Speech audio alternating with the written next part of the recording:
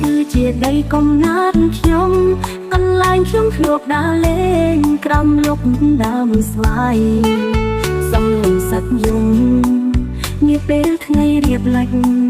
នឹកឃើញកាលពីមុនចិត្តនៅតែស្រណំណាស់សុខស្អាតកន្លែងកំណើតខ្ញុំមានទឹកស្ទឹងតូចស្រស់ស្អាតដូចជាផ្កាមិនឆ្ងាយហើយចិត្តនៅតែរក្សា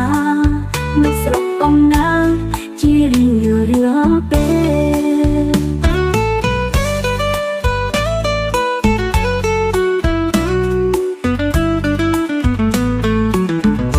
ពុកម៉ែធ្លាប់ធ្វើ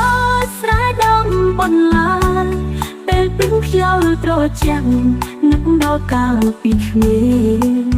នឹកភ័ក្រប្រស្រីតាលេងសំបាយថ្ងៃនេះឆ្ងាយហើយសល់តែការចងចាំ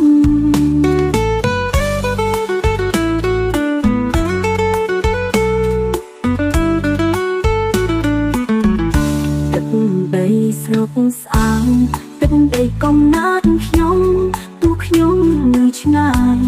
ចិត្តនៅតែអាឡ័យស្រុកស្អាតជាទឹកដីដ៏ស្និទ្ធស្នាលនៅក្នុងបេះដូងខ្ញុំគ្មានថ្ងៃភ្លេចណាស់ស្រុកស្អាតកន្លែងកំណើតខ្ញុំគួរជីវិតឆ្ងាយក៏នៅតែស្រឡាញ់ស្រុកស្អាតជាផ្ទះនឹងបេះដូងនៅរៀងរហូតដល់ថ្ងៃចុងក្រោយស្រុកស្អាតជាផ្ទះនឹងបេះដូង